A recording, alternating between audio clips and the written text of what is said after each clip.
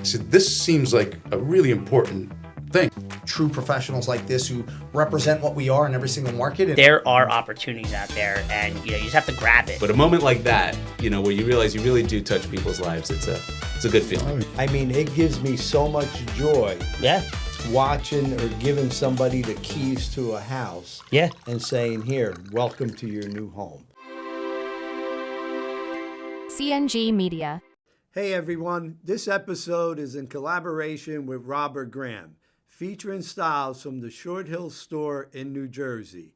Enjoy the episode. So what do you guys want? We're going to talk about. What's our agenda? We'll do a check. My wife said to me, she said, well, what are you going to tie? I said, we usually have an agenda.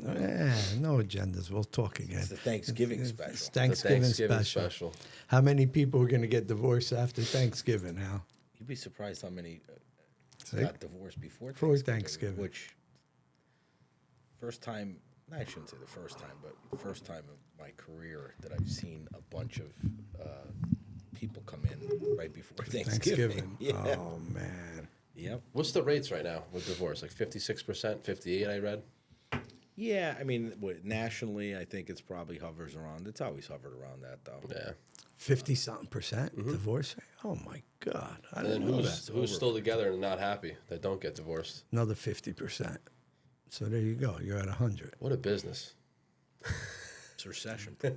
It's recession-proof. That's right. It's a lot of work, though, but it is recession. And with realtors, it's estates, divorces, and new first-time home buyers. Well, what's going on now with real estate? Is there going to be a fluctuation? Is there going to be a chasm now with the? With the buyer's agreement and stuff, it's still business as usual. I just had one I got to go on a listing on Saturday. The guy's like, oh, they changed the law. Are you going to charge me less? Can you let the buyers pay? I go, look, you got $1 million home. You want the buyers to pay the commission? That's going to hurt you. It's not going to help you. You know what I mean? But everybody's usually been paying. But what about I've been reading articles that now that the home values are going to start to flat line, or you're going to see a slide in the prices. They're not saying exactly that you're going to have the bubble bust like in 2008, but it's going to be. But yeah, what I noticed, and we can talk about that too. I noticed, I had a final and best last week. They took another offer, right? On Friday, and they didn't even do a final and best. They just looked. So I go to the guy, you didn't even do a final and best. Oh, they wanted the other offer. I get an email this morning. The house is back on the market. We're going to do a final and best tomorrow. Are your people interested? Because the people rescinded their offer. You're starting to see a lot of that too. A lot of home inspection issues. When you start seeing a lot of that, that's when you're starting to see a little bit of a pullback. And that's because the buyers are starting to get a little bit buyers more, are starting to wisen up. Well, right. And they have before it would seem to me that the buyers were at the mercy of the sellers. Mm-hmm. Now there's a little bit of ground to be gained by the buyers. And so and that's the question. Right. Is there really unless you need to buy. I just had one where I had a single girl that really wanted this condo. And then there was another girl that the parents wanted her to go into that house because to be closer to them. So those two were fighting for it. And then I had two other people that were nowhere near their price. So you're going to get, a little bit fluctuation there. But in the overall, there's no inventory. There's still no inventory. I guess that's the key question. That's the key to everything right now. Is there still no inventory? And is it headed towards a direction where there will be? I'm hoping in January we start seeing more. See, if that interest rate comes down, that's what will create more inventory. I don't think it will. Yeah. I was thinking about this past weekend. I don't think it is. Why? The bonds got hit pretty Why? good Because today. you have so much money that's been sitting on the sidelines now for 18 plus months of all these investors looking for stuff. So once inventory comes about, you're going to have so many people ready to go on so few properties. So if they do come down rates, it's going to be you have so many buyers and no inventory still. So I think rates actually could go up. Do you think the rates could go up? They went up before, but now today we probably went down an 8. They were down like 11 basis points on the bonds and shit. So, and once Trump named that new Treasury Secretary, the bonds got hammered. So that kind of lowered the rate a little bit. Hopefully, Trump will do something to get these rates back into the 5s or the 4s. With the rates, there's what I've found is, even with my clients, the people who, the reason the inventory, this is a layperson looking at it, not a real somebody who does real estate every day, but the market of sellers is tight because it's a certain group of people. They have a certain rate. Well, so for instance, my house, I could sell my house and make a nice little profit out of it. Right. But where I'm at in my station in life, I can't, right? Because in order for that to be successful, I would have to probably maybe both, relocate and downsize. And I'm not, because I have In that 3 position kids. to do it, yeah. And they're tied in with sports and school, and I'm not in a position to go to a smaller house in another area. So then that's a certain group of people. So if you're retirement age, and maybe maybe if you're a police officer, you get early retirement, you pack it up and you say, I'm going to go to South Carolina. Well, you could cash in on that. Then it makes sense. Because then you buy a smaller house down in South Carolina, you're paying less in real estate taxes. And all that, too. And yeah. so you might get a high interest rate, but you don't care because you're actually lowering your monthly nut and you're using the equity in the house that you got. Right. But if you're going to go lateral, in a lateral movement, from one house in Fairfield to another house in Fairfield, it doesn't make any sense. It makes sense, especially if you had a 3% interest rate Yeah, to If go you to have a 3%, 7. you're locked in. So you say, there's a house now for sale on Nolesnik. Yeah, I saw Frankie that. Lamore, yeah. I think, posted it. Yeah, and my wife goes, million look at too. this house. You know, That's Skoka's house. which one? Annette? Annette. It's yeah. Annette Skoka's house? Mm-hmm. Oh. So she looked at it, and I said, well, that's nice. She goes, what do you think? I said, well, yeah, we could do it, but it doesn't make For any what? sense. For what? Got to move everything. Well, it's not even that. I mean, you go into that, now you get a mortgage. My mortgage might even be the same at the end of it, right? But maybe not, though. And now I have this big house. I didn't really do anything. And by the way, I don't know that that property's gonna go up in value. You just hit it right on the head. So that's at its top end. So there's no meat on the bone on that. So now you start worrying about, well, interest rates come down, inventory goes up, and instead of it being 1.2, maybe it sits at 1.2 for the next 10 years. Or it might, or say somebody decides to pay 1.3 there, but you're paying $20,000 in taxes versus your $12,000 in taxes. Why would you go do that? You want to do it? Hell no. No. Why do you think I'm So now still where I am? You increase your taxes, right? And then 10 years from now, that house might only still be worth one. It might not appreciate. I got a good deal on mine. I went in, made a good deal at a good time, right? Why would I? Not worth it. I'd be buying a bad investment, I think. Where it's even better if the rates do come down at some point, I take a home equity loan, and then I do all the stuff that I look around every day and say, oh, I could do that, I can improve that. That's what's been happening too. All And those then home when loans, I am ready to cash out, maybe mine's even worth more. 100%. It's happening all over the place. But that's why it's a small group of people that are really, Into it, yep. well, because there's no incentive, because the old question is where you're going to go. If you could go someplace, or you could downsize, or you could go some other location, then it makes sense. Yep. And that's why that inventory is going to stay tight. I think so too. They got to make it easier to build in this area. I read an interesting article about Europe.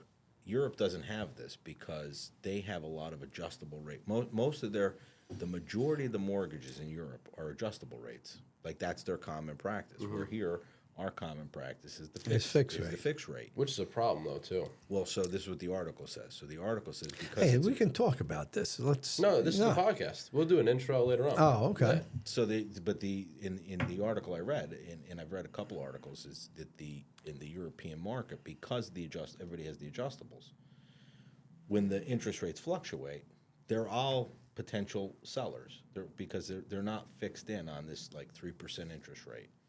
But here, because there's so many, the majority of them are fixed interest, right? So people say, I have a 3% interest rate. Well, I'm not going to lose that. I'm not going to go and get them now, sell mine and buy a new house, and then be locked in on a 8% or 9% interest rate when I have a 3%, and that affects inventory too.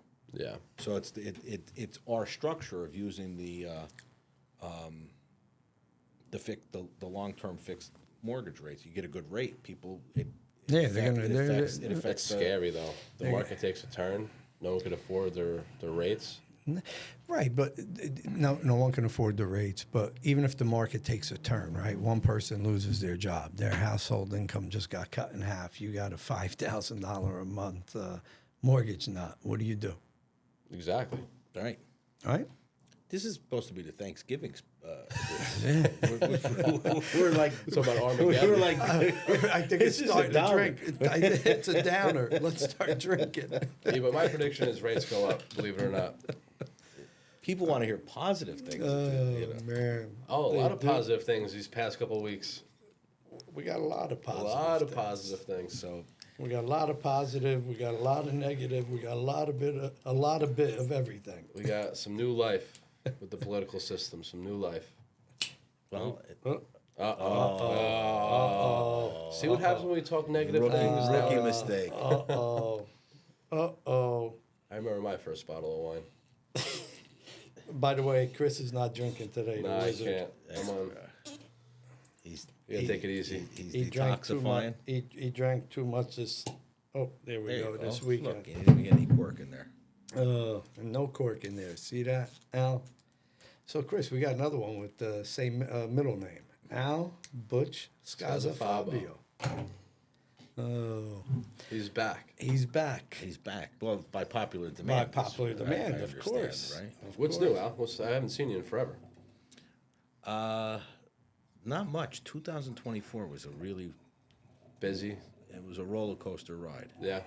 Probably one of the most wild roller coaster rides in my history, of both personally and my career. But Is that a good thing or?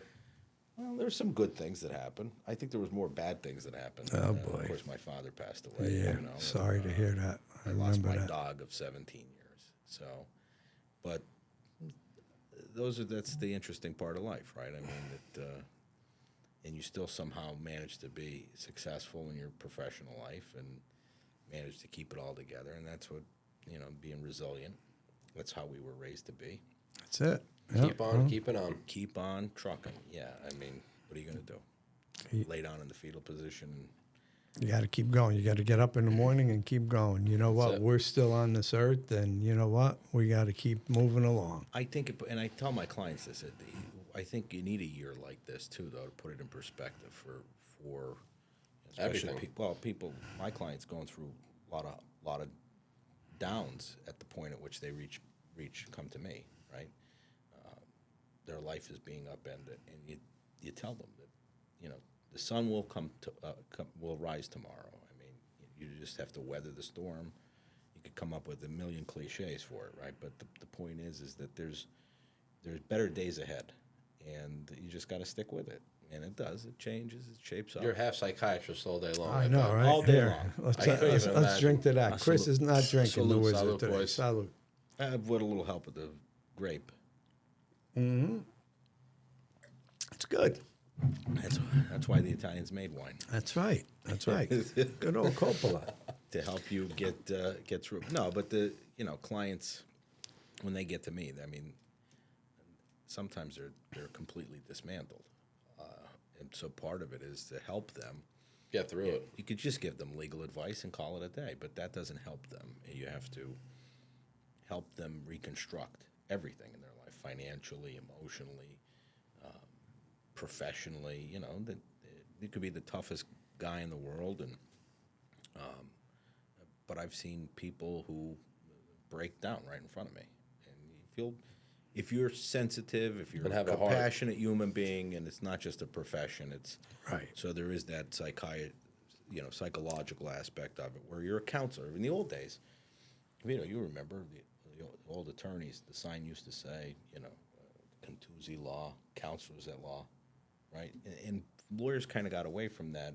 Now it says attorney at law. Attorney at law, But right. we're counselors at law. You're counseling people. Your client, yeah. Yeah, that's how you get good results. That's how you do risk management, right? Because you could be owed $50,000, but are you going to stand on ceremony? Are you going to scorch the earth? Are you going to spend $100,000 to get 50? You have to do that cost-benefit analysis, right? And my job is it's not your job. You're in an emotional state where it's hard for people to do that. It's my job to kind of grab you by the lapels and say, hey, wait, slow down. I can make a lot of money if I just let you go and, Al, file this motion, Al, file that motion. But sometimes that doesn't make sense. You have to really put it all in perspective. It always and comes back in the end. Yeah, but divorce clients are very emotional. So, unfortunately, they're in a vulnerable position. And if you're a true professional, you have to weigh that, and you have to understand that. You have to be cognizant of it, and you can't take advantage of people in that situation. And they're there to trust you and help you. And look, sometimes I butt heads with clients. Well, what do you mean? We're supposed to go out, and I say, let's take a step back. If that's what you want to do, that's what we will do. But put it in perspective. Right. Let's look at the bill. Let's look at what do we stand to gain. I'm not saying give it up or roll over, but I'm saying that, rather than just bill you and take your money, you have to really help the client understand what it is that they're trying to achieve. There's another saying, too, there's a value in being done with things and moving on. And a lot of times clients will call me up and they'll say, thank you for making me understand that, or pulling me back, or pulling me off the cliff, kind of thing. Right. But that's It's a good for both sides. Still. Yeah. Oh, sure. Ultimately, it is. I mean, I approach cases that way. I mean, I don't look at if I represent the wife, I don't look at the husband as a bad person or vice versa. I don't go into it that way. I don't look to try to hurt anybody. Because ultimately, they're still mom and dad oftentimes, and they're human beings. Now, look, there are some bad people that you don't know who's walking in the door necessarily, and you just as much as I represent this person, I could easily been representing the other person. Right. And sometimes there are some bad people, or they have bad things going on. But in the end, you just approach it as a human and professionally. But your client is really your main focus. And so there's the law, and then there's how does the law fit in with their life. Because sometimes just because something says in the law that you can do something doesn't mean you need to. It doesn't mean that it's the best course of action either. The see you next Tuesday story, I tell that to everybody. That's one of the funniest stories ever. You remember that? Oh, Vic? yeah. The text. It's a true story. I know. I couldn't even I know. imagine half the stories that you see all day All long. day long. But see, Al is a gentleman because, like he said, he doesn't look at it where, hey, I can bill you an extra, 20 hours. I can do this. I can do that. No, you know what? You got to put everything in perspective, right? You got to say, hey, if I do this, it's not going to be worth that. If I don't do it, maybe we can save it and still get the same outcome, right? Yeah, I'm sure, and I know you do the same in your business. Oh, yeah. Here, I'll give you a perfect example. I had a customer call me and said, you know what, my neighbor, they're looking for a house through me and everything, and my neighbor wanted to sell the house for $700. They had to get an appraisal, whatever. Then they came back all of a sudden, they wanted $625. What do you think? I said, it's totally up to you, but look at, what the house needs. Look at what it's going to cost you per month. And is it worth it for you to purchase that home? Or do you stay in the rental you're in right now and save money that way? Well, what's it going to cost me? When all was said and done, it was almost, I think, $4,500, $4,700 a month. Meanwhile, they're in a brand new rental they just signed a lease for $3,100 a month. And they were ready to pull the trigger, But yet, you know, they still called me. And again, even though it's by owner, I'm going to help you out as much as I can and, you know, give you everything. And you know what? She goes back. She goes, that's why I like you. That's why I want to use you. You actually made that decision for me. You know? That's a great story. I teach my children that, but I adhere to it. And when you do things the right way, good things follow. Right. And we can come up. So the number one rule in my house is honesty. Right. I tell all my kids that's the number one rule. There's a lot of good rules, being trustworthy, being loyal, hardworking, family first. Those are all rules. But It all stems from honesty. the number one rule is be honest, and for a number of reasons. Your reputation means everything. So you don't have to worry about building your reputation. Just be honest, and it will follow you. You'll develop a good reputation. You want to be good in business. You want to have business. You want to have clients. It'll follow if you're honest, if you're genuine. People know that. Conversely, if you're not, that will catch up to you. In the short run, you could make a lot of money. You could have a lot of clients, but eventually word gets out that maybe you're dishonest or they're dissatisfied, and that'll catch up to you. And if you want to run the marathon, not the sprint, that's what you want. But at the end of the day, your reputation means everything. And quite honestly, I like to sleep at night. I like to. Because we're only passing through. That's when right. When I die, I want people to show up and say he was a good guy, he was Yeah. an honest person. And so your story there, right?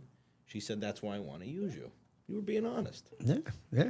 You know what? You can buy the house, but just think about where you're going to be at in monthly payment versus, you know, where you're at now. That plus you just signed a lease. Now you're obligated for 12 months. That's another 36 grand right there. So you know what? Like you said, you got to be honest. You got to put everything on the table. And even if the house wasn't by owner and it was for sale and, you know, I was getting paid for it, I'm going to give the same advice. Because, hey, at the end of the day, you need to be happy. You can't, you know, all of a sudden you got that big nut every month and you're like, what did I do? I didn't realize that, you know? Guidance. I recently had a potential client. Ultimately, the client retained me. But said, years ago, I was referred to you, and I heard you were a pit bull. And I said, well, is that what you want? So she said, well, that's what I heard. I said, well, that's a compliment in my business. But to me, it's not a wise compliment. She said, well, what do you mean? I said, well, I can be a pit bull. I'm not going to get pushed around. I'm not going to let you get pushed around. But you have to have different speeds. And because if you just hire somebody that's going to go in and scorch the earth and make you feel good about it, you're going to pay them a lot of money to do it. And a lot of clients don't realize that there are people who have this reputation of being a pit bull or a shark. Yeah, that's great, because the more trouble they cause in the case, the more litigation and the more of an expense. And people, I think, catch on to that later on. It might be too late. For some of them, it's the end of the case.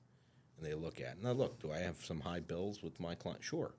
But I give them the informed consent, the eyes wide open routine.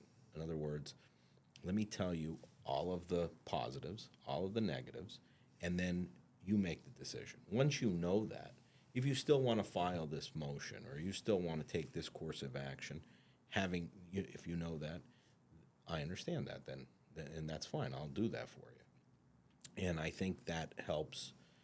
That's the honesty part of it. And look, it's not just divorce, it's attorneys, it's realtors, it's any business. You could tell them the negative and with the risk of them walking away altogether. And a lot of salespeople, they're reluctant to tell you the risks of the medication, right? Pharmaceutical salespeople. That's why the commercial comes on. The guy, Afterwards, he spins off at the very end. 100 different side effects Yeah, all at yeah, once. yeah. But they don't put that up front and center. No, 'cause not at all. No, right. I saw one of those medications the other day, and I was like, wait, you know what? I could ask my doctor. That could work for me. And then 20 seconds later. 20 seconds later, my wife goes, are you still going to ask your doctor? I said, You negative. can't have any red wine. You can't. No red wine, no when the- tequila. When the no. cure is worse than the ailment, right? Yeah. And that's a good example, though. Whether it's the law of being a realtor, or depending on whether it's an investment. If I work with financial planners, and look, you could be a financial planner and give people investments, and those folks sometimes make money based upon the investment vehicle that Right. they're selling or whatever. Correct. And they can make more from a particular product than another product, perhaps. But it might be that the other product Is better is for you. better for you, Yep. right? And that catches up with you. So I do, that's- Sherry. But that's just sort of the golden rule that I use when I practice. And there's clients that'll come back to me and they'll be mad. I have clients yell at me all the time, and we get the case done. And then years later, they call me up and they say, were "Hey, right. what are you doing? You were right about this." And they recommend. I had a client not too long ago call me up, and a potential client, and I said, how'd you hear about me?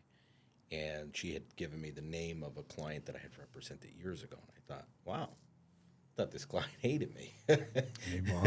but she didn't. Nice. Did she? Yeah. So, but yeah, the earlier question, though, yeah, divorce is recession-proof. It's always going to be around 58%, somewhere 50 to 60%. See, I didn't know that. Crazy. 58%. That's insane. It's nuts. Insane. It's a business deal, really, right? Do you classify marriage as almost like a business deal? So yeah, and I've done corporate litigation. My firm does a lot of corporate litigation. I don't do that, and now my specialty. I'm as a board certified matrimonial attorney, and for the firm, I handle the family practice. But yeah, when you have what is commercial or corporate litigation? Well, a lot of times that involves a dissolution of a business, which is a business divorce, and they can be equally brutal. Maybe not equally brutal. There's a little less emotion attached, but you can imagine. Sure. Partners, closely held business. They've been partners for years, and they're arguing over who owes who what, and disputing over certain assets of the business, and so. But yeah, a marriage is just that. It's a relationship. You have financial entanglements, investment entanglements, but it's just more emotional, I think. Do you ever get like, hey, my best friend got divorced and she told me to go this route and to file this motion and to do that, and meanwhile her best friend was Every day, I call it the snowflake response. If I said to my associate, it's the snowflake response, she would know what I was saying, because I tell people every divorce is like a snowflake. You have to look at what's going on with your financial picture. What is the history of? So even in a situation where your friend is married 10 years, but you're married 25. Well, that fact alone is going to have an impact on how we approach the case and particular offsets in the case. In one particular, it might all seem relatively equal, except you have $150,000 in debt. They had no debt. So when you start to ask those questions, clients really realize early on. I'll tell you where it comes up frequently. When I represent police officers. And I represent them, Port Authority Police, I've represented New York police detectives, I've represented New Jersey from various towns. But the big thing for police officers is the pension. And of course, police officers all have what I call the locker room talk. One cop comes in and, going through a divorce. And of course, all the officers know what's going on. Well, I kept my pension. And you always get from the police, well, my buddy kept his pension. And I said, well, okay, but did your buddy tell you that he gave up the entire equity of the house? No. And then a couple days later, and I've had this happen, the client comes back and goes, yeah, he gave up the house. I said, okay, well, that's why he kept his he kept pension. the pension. So he didn't have a magic lawyer. I still say, and nothing against divorce attorneys or anything, but I still don't understand why people can't just, Get along. not only get along, okay, if it does come to divorce or whatever, yes, we've been married 40 years. We have 3 kids. We have grandkids. Let's do this where, hey, you know what? We have a house. It's paid off. We have X amount in a pension. We have X amount. Let's just work it out. Let's figure it out. And just get it done. I've been doing it for 25 years. And I nobody don't- does and that, I right? can't figure it out. Oh, my gosh. No, look, so there's mediation, and I do mediations, but I oftentimes have clients come to me, and the first thing I recommend is mediation. A lot of people have a misconception about it. They think mediation is an alternative to hiring attorneys. It's an alternative.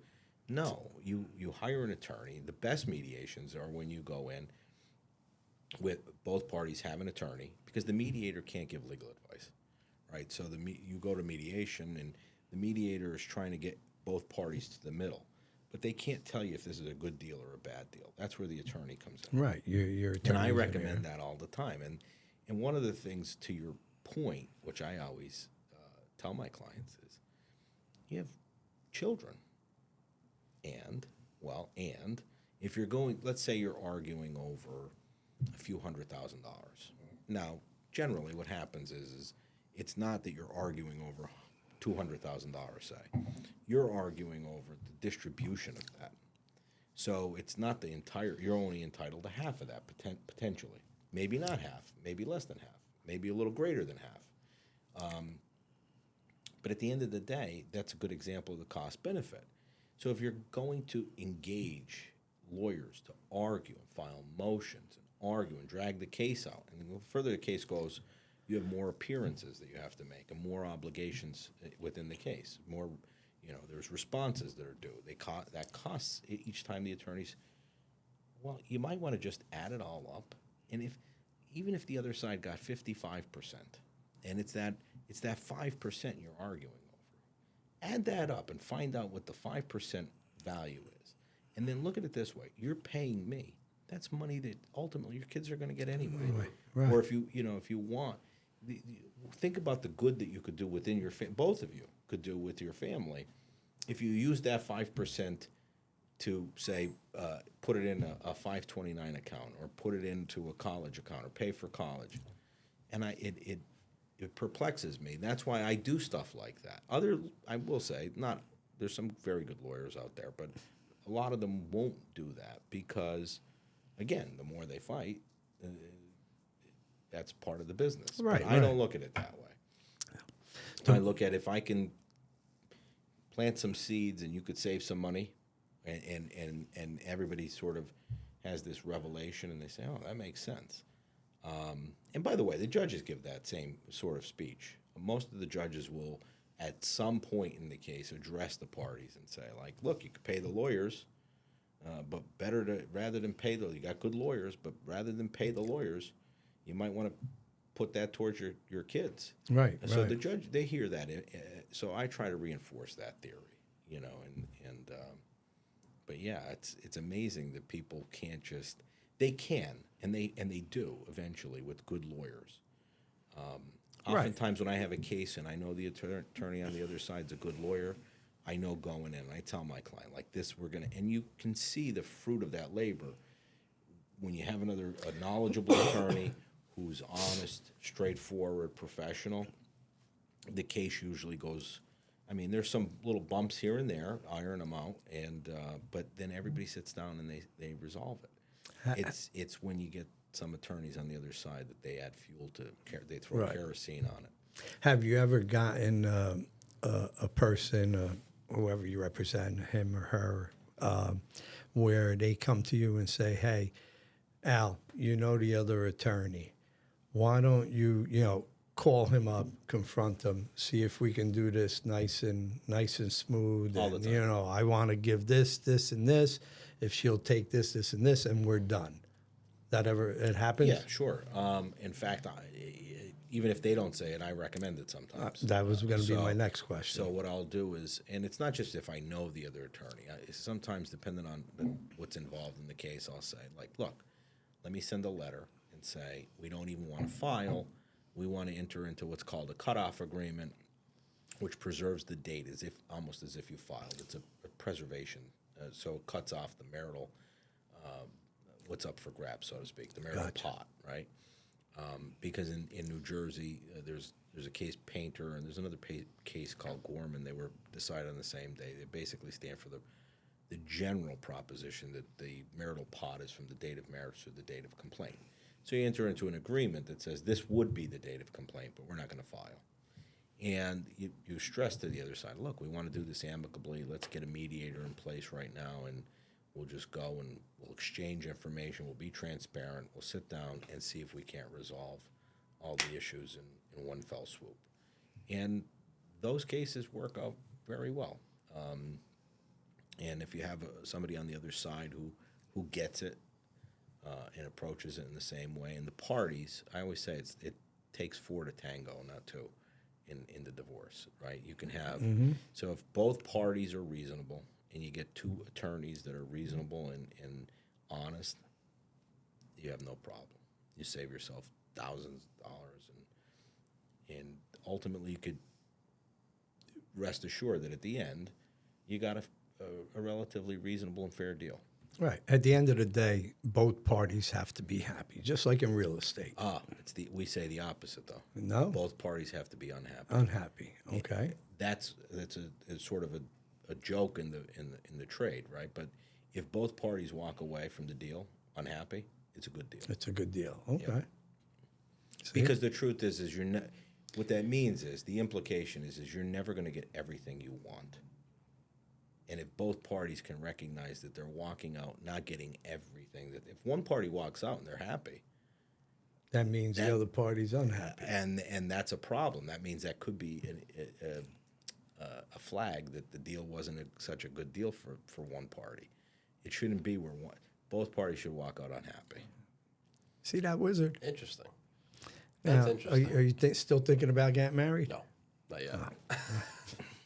If you do, I could do your prenuptial agreement. Absolutely. there You're you my go. guy. And you're going to need a big prenup, Chris. I don't All know that about money that. you have, Yeah, come it's on. the Oh, empire. We yeah. gotta- the Forget empire. about it. But what about like they're winning on different levels though too, right? Each party. Yeah, Someone can win here, someone can win there, and It depends on what you define or classify as a win, Yeah. right? And so, what a good mediator. So, like when I handle mediations, so if I'm not hired or retained, I mean, look, the majority of my practice, my clients from all over are recommended to me from former clients, other attorneys, other professionals, because they know that they hire me for the divorce because they know I can be tough, but I'm knowledgeable and competent and so forth. So that's where I get a lot of people who call me up for mediation. Usually other professionals will put my name in there as one of the 3 people, and I get calls. And when I handle mediations, and a good mediator does this, and there's a lot of good mediators out there, but they take each party in what they call private caucus. And what you say, I'm not taking anything back unless you tell me it's okay to bring it back to the other side. But the mediator is listening to the party to really hone in on what is of their particular interest. You'd be surprised because when you put one person, so you put the husband over here, you put the wife over here, you put one spouse over here, and you speak to this spouse, sometimes they're on the same page. This is more important to this spouse and not so important to this spouse. And this is super important to this spouse, but not so important. That's your middle ground, right? And if you can get, without them actually realizing it, and you go on the other side and you say, listen, what about this? And then you go back to the other side. When they walk out, but what you're honing in on is the client's interest. What is interesting to them? So for some people, it's more parenting time, where the other side says, look, I have parenting time. I also work a lot. There's only so much I can. That's not my big interest. My big interest is I want the 401k because I for tax purposes, she can have the cash. And then you go on the other side and they say, well, I want the cash. And you say, okay, And the mediator can actually see that there's going to be a deal before the parties even know there's going to be a deal. So then ultimately people walk out, and because if you can hone in on each party's interest, and when you see that their interests are not diametrically opposed, then they can leave the situation thinking that they had a mini victory on this particular issue. But in the divorce case, there's a lot of issues, right?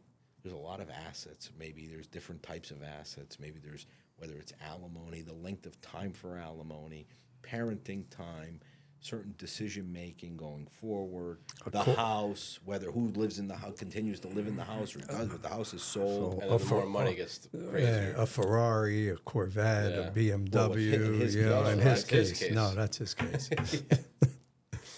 But you know, so for certain people, they walk into this saying, I don't care about any of this. I don't care about the finance. I don't care about the house. This is all I care about. I care about Kids, the kids having Right. more parenting time. And you go on the other side and they say, well, look, it's going to be what it is on the parenting issue. I don't care. He can have more parenting time. I only care about the house. And you say, aha. And then when the case settles, ultimately, that's their little mini victory. And there's something called a Pyrrhic victory, which is what I tell clients. Pyrrhic victory is when you can look that up. It goes back to the Middle Ages, but a Pyrrhic victory is I when never went to college, so I got to look it up. you spend all of your resources on victory. And then at the end, you won. You can plant your flag and say, we won. But then you look around and all the troops are dead. All the resources are gone and the country's bankrupt. Well, it's a Pyrrhic victory. That's going to happen often, though, in your business. And so, well, it can, and that's what I was saying before. That's the circle back that I try to prevent my clients from having what's known as a Pyrrhic victory. Right? I'm in the space of losing. I like to lose those battles because that's really the to gain the war, yeah. Right, exactly. So That's why I Game of like chess. this guy. It's a You know? game of chess. I just hope I never have to use him, but I like this guy. He definitely would recommend him. But are you seeing a lot more divorces like That's a big before question. Thanksgiving, after Thanksgiving? Since this is our Thanksgiving 25 episode. years, that's one of the favorite questions, right, of anybody. You see somebody, and even family members, I'll see family members now at Thanksgiving, and they'll say, do you see more of this or more? I don't know that it changes. It's sort of, it's the same. It's a constant. There's a lot of constants.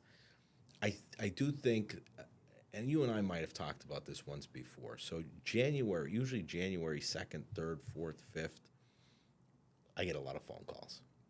And every year I say, Pent up banger for a week. every year I say, I'll be in Aruba, so you won't get that call from me every this year I say to my Never wife, say I never. I haven't had any clients call. Don't worry. You do this every year. And then sure enough, I watch the Rose Bowl I watch the Winter Classic. I watch the Rose Bowl. I have a little pork and some lentils. And the next day I get up and there's 5 voicemail messages, or there's, and then the next week. Now, why do I say that? Because, yes, historically, I think people do try to put off, Thanksgiving comes. And then the Christmas, in-laws come. yeah. Then it's Christmas. Then let's it's, do this. and they say, okay. But then, of course, New Year's is the day of resolution, right? Everybody makes a New Year's resolution. Who's going to lose weight? Who's going to, Divorce their they're wife. not going to drink less wine, whatever. But that's when they say, I'm going to start my new life. I'm going to get divorced now. So that's why you see I always see an uptick. But this year in particular, I don't know. So I guess the short answer is yes. And this year I personally have seen an increase of pre-holiday divorces.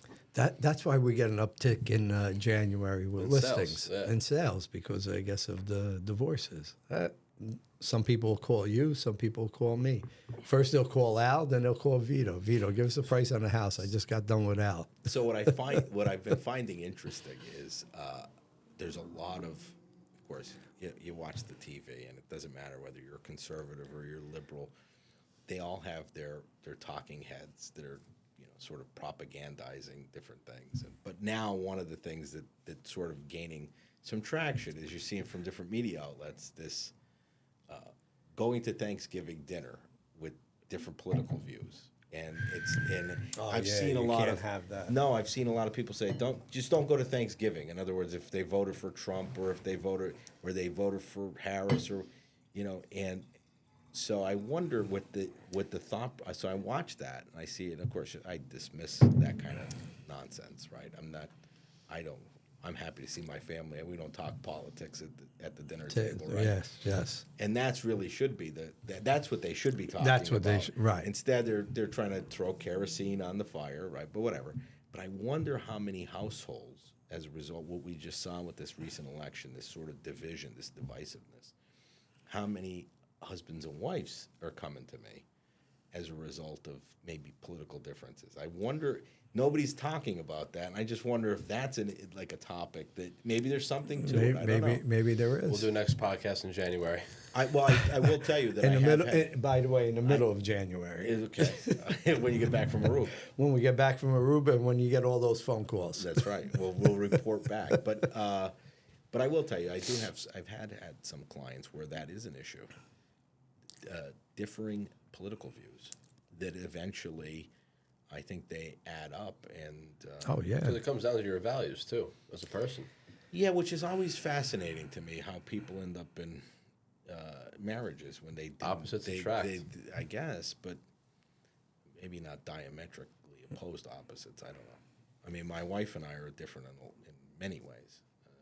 She's very organized and very conservative, and I'm more talkative. When we go to a gathering or something like that, Right, I'm the right. person who's The same thing with me. talking to people. Yeah. and My she's wife's like, just sitting she's back. Like, Yeah, he talks. Talking to Nick you- at Franklin Steakhouse. Yep, that's definitely Al. That's Al. You got to get up and talk to them. Why did you go talk to them? You don't even know them. Yeah. Hey, what's the difference? Well, We're all I get just that from passing through. So my father would walk into a room. Could be 20 people there. He doesn't know them. They could all be captains of industry. My father, he worked on a dock.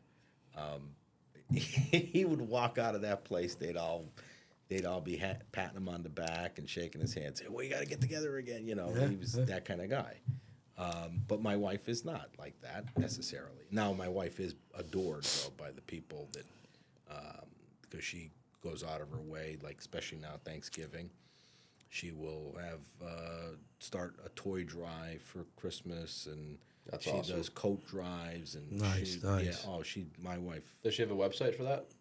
No, she No. does everything sort of anonymously. Oh, nice. I was gonna say let's clip it up for her. But Most people. I'm just saying Yeah. she would kill me for even saying it. But the truth is that countless people. My wife. She found out somebody was in the hospital. Could be a neighbor, somebody we never even spoke to. If she found out about it, she's making lasagnas. She's that's making nice. sausage That's and great. peppers, and Yeah. I get home all the I time. think she called my mom too after she beat cancer. My mom. She probably did. Yeah. She probably Yeah. did. How was the lasagna? She didn't get a lasagna, but she Joking. got to meet his mom over the phone. Yeah. Because of the candles. His mom sells the that's and right. I brought that. It was a big hit. Actually, you got yours right there. Oh, perfect. This cannot air until after Christmas. No, my wife knows it's coming. I get her the candles from his mother, and they're fantastic. Now that you said that, I hope my wife doesn't watch this part of the episode. Where's my candle? Yeah, but so then she called her. Yeah, but she does stuff like that. But yeah, opposites attract. But there's some people that are so far opposite that you wonder how it even happened in the first place. Although some people You actually do definitely see that a lot. I think people change too over time. I think that happens. Yes, I think it definitely happens where the husband or the wife do change a little bit here and There's there. so many factors that play into all that. But I like you said, Al, the way you are, the way I am. You walk into a room, even if you don't know the people, you talk to them. You say hello. That doesn't hurt, Well, like you just said, we're just passing We're through. just passing through. And one thing I gotta point out, my son Ralphie is the same like me, where he'll talk to people, don't even know the people or whatever. And when I brought him back to University of Scranton, your old my stomping ground, my alma alma mater, mater. yeah. But we're walking in, moving them back, and all of a sudden you see girls and guys. Hey Ralphie, hey Ralph, hey Ralphie, hey Ralph. He just that's how he is. I mean, he's got that niche where he likes talking to people. And I mean, not just the it's young genuine. people. Right. And it is. Not even like just the young people, older people. He'll go out with his friends to dinner somewhere and he'll come back home. Hey, Dad, guess who I met today? So-and-so. He knows you. How'd you meet him? Oh, we were just talking at this restaurant, which is a good thing to do because, sure. And that's how you're going to get ahead. So at my firm at Riker Danzig, it's the oldest law firm in New Jersey. I think we're at 100. It was 140th anniversary. So it's probably 144 years now. Wow. Started on Mulberry Street in Newark, and now it's located in Morristown. But it's the oldest law firm in New Jersey, and so it's widely known, among corporations and businesses all throughout the state. And so we have these events. We have. That's what law firms do, right? They have the, sort of wine and cheeses and different events like that. And you go, and it's a networking, people network. But I walk in there and I don't approach it like that. I like to meet new people. And Right. so, you start talking, and when they realize it's genuine, it's not forced. I'm not trying to don't just give me your business card so I could see what kind of business I could send you and vice versa. No, I get to know you. You'd be surprised how many interesting people there are in the world, and you learn from them. You learn different, whether it's different cultural things or different tips on different business. And I just enjoy that. I enjoy talking to people. I'm the same way. I mean, hey, you're walking out there and, you see somebody, hello. What does it hurt to say, hello, how you doing? Yeah. I'm walking in the park sometimes, I go out of my way to say hello to everybody. Some people say hello back, other people don't. But We're just passing through. And you got to make the best of it. So you always wear the Mr. Robert Graham here. What I would say, though, are shirts with a lot of flair, right? Mm-hmm. Can't miss him. Can't miss him. No, but he's having fun as he's passing through. He's enjoying himself. My dad used to wear stuff. We'd all be like, what are you wearing that for? And I look back now and I think he was enjoying his life. Yeah. He was. Oh yeah. He was, and people enjoyed that about him. Right. That was his. Looking back, people would say he was always the light. He I remember that one event he wore this, and it wasn't that he was, a crackpot. But he would walk into the room and people would smile when he arrived. He brought joy to people. So. I think that's what we're here for. That's it.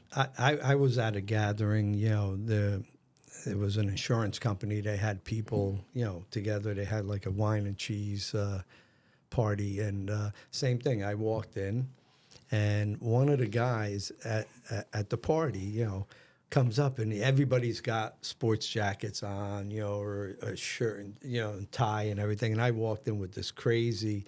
Not crazy, but one of the Robert Graham shirts that I really loved, And I walk in, the guy from the opposite side of the room comes over to me. He goes, "Hey, Vito, how you doing?" I'm looking at him, trying to think his name or whatever. It's Mo. What's going on, He's another fellow realtor, and he recognized me because of my shirts. Yes. Just came right out and said, "Hey, that's Vito," That's awesome. And he's looking around at everybody else, and they're like... everybody's got the regular attire on. Well, and so Robert Graham is a great place, but great items, designs, everything is wonderful. But I think that there's this expectation, right? That we have this false expectation that, so I'm a lawyer, I'm supposed to look a certain way, and you're a realtor, and but I think once you get past that, you realize that people are enjoying what they enjoy. That's it. Right. We're in an age now where we're preaching sort of this all-inclusiveness and accept people for who, this is a time to embrace that. And I think that when people are, I think, a sense of style. It shows that they have charisma or that they enjoy what they're doing. They enjoy life. They're having fun. So some of these traditional, like even today, I was going to wear a tie, and I said, it's a casual environment. That's These it. guys make me feel comfortable when we come. You want to enjoy life a little bit, and you want to show people that you're just genuine. So That's it. I today, like the Robert Graham look. Today I wore a subtle one, right? You tell Chris?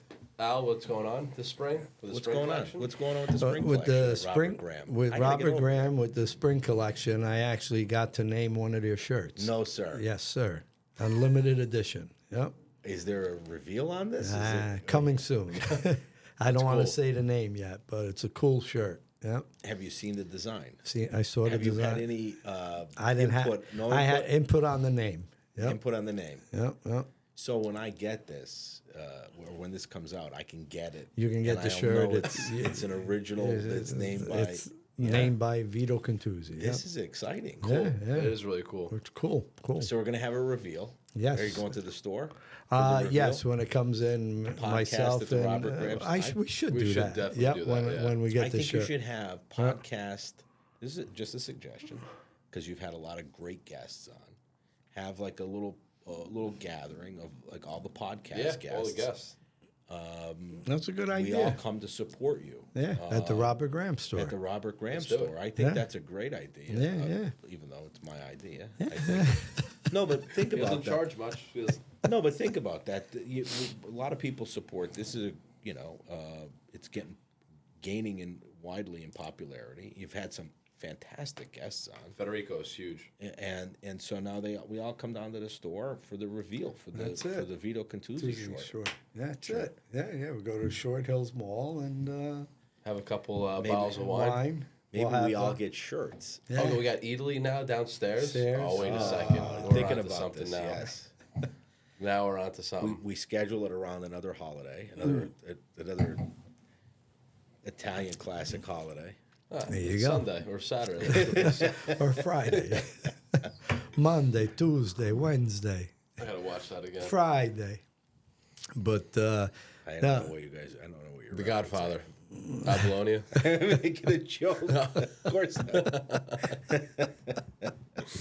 But there were so many good quotes with The Godfather. Oh, so so so many. many good quotes with The Sopranos and all that. The Godfather. Well, I can't reveal my thoughts on that because I have an idea for that. But no, The Godfather is, if you from a business perspective, you could write a book about business just on the Godfather. Godfather quotes. Right. Yeah. And you can write a book on business from The Sopranos. I always said that Yeah. too, because it was always like a business. I'm going to tell you one of my favorite quotes. I have a lot of them, but one of my favorite quotes, which is not a popular quote, right? I mean, in terms of I'll tell you my favorite quote so after your. keep your friends close, your enemies close, or that's Right. everybody knows. Everybody that, knows right? You spend time with your family, good, because you can't be a man if you don't spend time with your family. There's certain quotes Yeah. of The Godfather, right? Never tell anybody outside the family, what Family, you're thinking. what you're thinking. Yep. It's the scene in the downstairs with after the assassination attempt, and Tom Hagen says to Michael, he said, "But Rocco Lampone and Al Neri, those are your guys. They're loyal to you. Like they're trying to figure out like how this happened." Right. And Michael looks at him. He said, "My guys are loyal, but my guys are businessmen. Their loyalty is based on that." And if you think about that, right, it resonates in the business world, right? So people have friends and acquaintances that they enjoy their company or whatever, and they're loyal to one another. But in business, people's loyalty based on business is that's different than their loyalty based on family or friendship, friendship. and true friendship and stuff. And that's what Michael was trying to impart on him. So that's one of my favorite quotes. Mine many has quotes. yeah. A lot mine- of people think in this world that they can trust the people that they work with, or that the people that they're in business with, say, or that they do business, vendors. Yeah, and not things. all the time. Yeah, and a lot of times they blur the lines. But remember that in business, loyalty it comes up to a certain point and then it ends. That's it. Mine was, if you really think about it, you never know who you're talking to, right?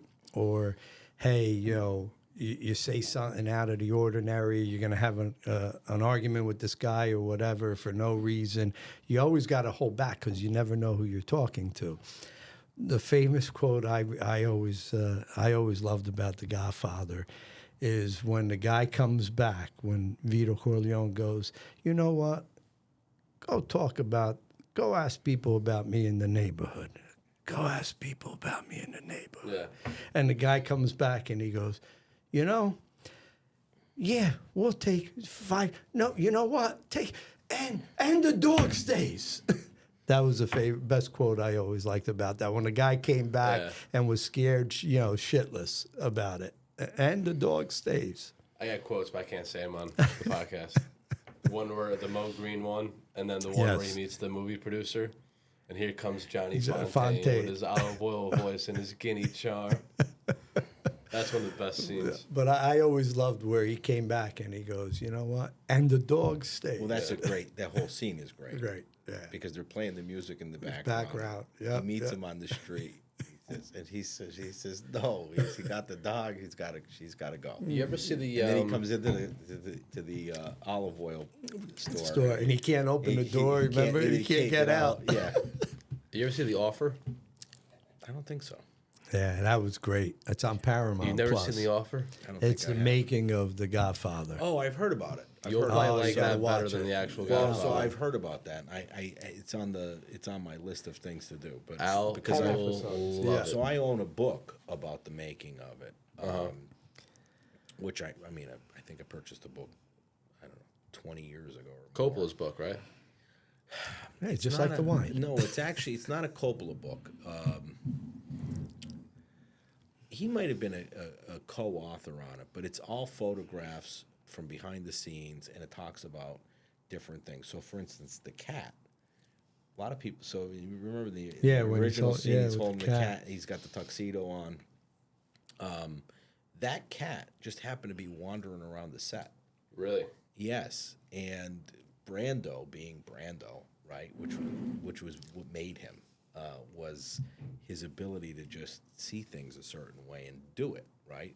So Brando picks the stuffing his to make his jowls more protruding. Sure. He did that on his own. Right, he put some And cotton in Coppola there. was like, "What are you doing?" And that was his thing. And then he picks the cat up and he's just petting the cat. And Coppola, being Coppola, which a lot of people don't give him as much credit as he deserves, he just says, "Keep rolling." But that cat was just like a neighborhood cat, and part of that mall, what they called the mall, which was the compound, which I think just sold. You're a realtor. It just sold for like, I want to say like $1 million. But it's in Staten Island, that house. Oh, okay, yeah. It's a real house, and they came in and they rented it out from the people who live there. They did some sort of set upgrades to create like the stone wall and the fence, like in Clemenza's, when they're at war they won't let anybody in or out. But that house is in Staten Island. It just I want to say in like the last 2 years, it sold for like $1 million. But that cat was a neighborhood cat, and he was just wandering around. Wandering around, And just picked it Brando up. picks him up and says, "All right, he's going to be part of the scene now." And that's how Brando. It's in the book, which is interesting because if you've ever seen Apocalypse Now, so Coppola also directed that, and it was wildly above budget. But he picks Brando to be what was known as Colonel Kurtz, right, which was the infamous character in the movie. But Colonel Kurtz was this Green Beret, highly decorated special forces. So Coppola has this vision of him coming in like a jarhead, head shaved down, square jaw, soldier of fortune. Of course, Brando shows up, and he's like 50, 60 pounds overweight, doesn't know any of the script, and Coppola's already over budget. He's pulling his hair out. And that's why if you watch that movie, at the end, most of those scenes, Brando's in like darkness. You only see Brando's face. Darkness to He's light. But they don't want you to see and he's How wearing big just he is. black. Yeah. He's really overweight. And Coppola had this vision of him being like this really chiseled Marine, or whatever, man. Green Beret, and then the lines. Brando made most of those lines up as he went along. That was Yeah. his vision. Well, it was an iconic character that he created, and it played well. Changed everything. But that's a what lot he of did time. in The Godfather. You'll read about, there's a million different stories. I'm sure maybe it's in this show, The Offer. It was almost not even made, The Godfather. Yeah, where because Brando of the makes stuff actual, Yeah. 'Cause you couldn't mob. say mob in it. Yeah. What's his name? We should have oranges here, by the way. Oh, We should have oranges on the table, right? Joe Colombo said you can't put mob in it. Yeah. It has to be family. Yep. It was called the Italian American Legion. Civil Rights, the Italian American Civil Rights League. Joe Colombo was the head of it, and there were actually Italian civil rights leagues, chapters all over the country, and they were fighting for Italian Americans to be treated equally, and not. And so Joe Colombo, whether he was infamous or not, was really behind this. And in fact, I In a read big articles. way. I read articles where certain ones of his contemporaries were against him being so vocal about it. Yeah. Because he was Joe sort of Gallo almost put the kibosh on. he put himself in the limelight a little bit, but he was an ardent believer in that, and he said, "We'll help you," because they needed certain, they wanted consultants, Right. So to They speak. need they need a But consultant. the deal he Teach struck, me how to be a gangster. the deal he struck, I think, was that they couldn't use the word mafia in the movie. Yeah. Right. Yep. Had Yep. to be family. Right. That's amazing. That was the though. compromise, and that really and I saw an interview with James Caan, who had said that. Sonny, yeah. Sonny had said that actually really happened, and that was a big process within as they started the film. Like they were people there watching to make sure that this didn't happen. Yeah. Apparently, Joe Colombo even had final review on Review the on the edit. editing. Yeah. Damn. That's one of the funniest scenes in The Offer, where he takes the script and he goes, "You read it." Joe wouldn't want to read it. That Oh, is so too funny. this is in the offer. You have to. Yeah, watch you it. gotta So watch it. It's apparently, 10 episodes. So you would think I watched it. Apparently, Yeah, what you're yeah. saying. Al, It's- you would oh, watch you all would 10 of love them, You know what I right? meant by You the watch oranges? it all Did one you- time. Did you know what I meant when I said the oranges? The oranges. Yeah. So in Pop, the Pop likes mo- his wine when he's older. Or In the does he? movie, if you watch that, you could count how many scenes there are. I think it's something like 33 scenes or something like that, where their oranges Yeah. are part of the The scene, scene. which they're ominous. If you watch, you could actually trace the oranges to a death scene, right? Then So that's where he there's- falls in the garden. Drink he your wine, puts Pop. puts the Yeah, the orange oranges. lines in Right. his- in He his- goes, yep. Yeah, and then when he gets shot, if you remember, He was grabbing getting, he was grabbing at the the produce orange. rack, Yep. and then the oranges all spill out on the ground. Wow. And then when Johnny Ola comes from Florida, Brings he them brings orange. He brings oranges, and he says it's a gift from Hyman Roth. Yeah. Wow. I got to start. So if you watch the watching movie, it watch again. it again and just look for the oranges, Yeah, which is great because now it's Yeah. Thanksgiving. Yeah. Thanksgiving episode. We know we're going to see The Father, Godfather yep. on Marathon, right? On Yep, Bravo or one of these stations. Wait a USA. second. Are My- oranges in the scene where he goes to meet Apollonia's father? I don't know. I gotta watch it. I got to now. watch it now. My father loved The Godfather. Yeah. I mean, that was the movie he would always watch. To me, the movies. I mean, we can. I'm sure there are people who, if we were sitting here watching us talk, Right. say, You oh, say, a bunch of it's Italians not- talking about right, The right. Godfather, how stereotypical. It's not. To me, it's a family movie. It's That's about right. family, certain family values, and That's it. and the emotions of it. One of the best scenes is when Michael. They're sitting around. It's Vito's birthday, which is around Christmas time, right? And because you see the Christmas decorations are up, and they're sitting at the kitchen table, and they're waiting for him to come home because they're going to sing Happy Birthday. They have a cake, and Michael comes in, and everybody's happy to see him, and he announces that he enlisted. Sonny's mad at him. Right. Tom says, well, we talked about this. And he says, you talked to my father about my future. And Fredo, who's often made fun of as the weak one, Right. but he was sensitive. And what was a very heartwarming scene, Fredo reaches across To and shake his his hand. hand, He says, yeah. that's swell, Mikey. And Sonny slaps his Says, hand. oh. But it's that family dynamic that I enjoy about the movie and how, different. especially now I have 3 kids, and you see their personalities, and they're very much similar. But yet each of them have their own little unique characteristics. Yep. And as much as poor Fredo is At the end, he get- Fredo, I knew it broke my was heart. you. You broke my heart, Fredo. You broke my heart. But how about I like Fredo. Fredo's a character that I actually enjoy. Most people make fun of Fredo. I'm going on the record. Players Actually, shouldn't get I'm drinks going on the record complimenting Fredo. I might be the only person ever. Just 2 at a time. But he says Hail Marys, Yeah. right? When he goes fishing. I mean, That's what it. kind of bad guy was he? Hey, he said a Hail Mary right before he got whacked, too. Yeah. Remember that? Do you know who And I am? what I'm about Mo Green. about Carlo when he got in the car and the guy in the back seat? Hello, Carlo. It was Clemenza. Clemenza got in the He back. had the piano Hello, wire. hello, Carlo. I love what's his face. Don't worry, Carlo. I won't do that. I won't make my sister a widow. Yeah, Luca Brasi during the wedding. He's going really- over. He's the going over speech. his speech. You know he was a real mobster, Luca Brasi. Luca, really? Yeah, in real life. Well, Yep. that's another. So we could have a whole Oh, conversation conversation about about this. that, right? Yep. Polly Walnuts was a real mobster. There's a number of characters over the years that have been in different movies of that genre that were actual, Yeah. allegedly, actually, Allegedly, yeah. members of. His attorney thinks attorney, coming yeah. back, allegedly. Allegedly. Yeah. Well, I love this conversation. We got to have one just about The Sopranos Yeah. and The Godfather. We should have Federico without. Yeah. And, That would be awesome. Federico. Castelluccio, yeah. Oh yeah. Yeah. That'd That would great. be cool. Yeah, Do a Sopranos episode. and talk about The Sopranos. Absolutely. Oh, but, well, that's a whole. No, that's a whole nother. Yep. We could Yep. talk for hours. And I've been watching them now because they're on. And I'm like, I saw them already. What am I, It gets But better. it gets No, better no, every better. time you watch it. Which is the same thing with The Godfather. Yep.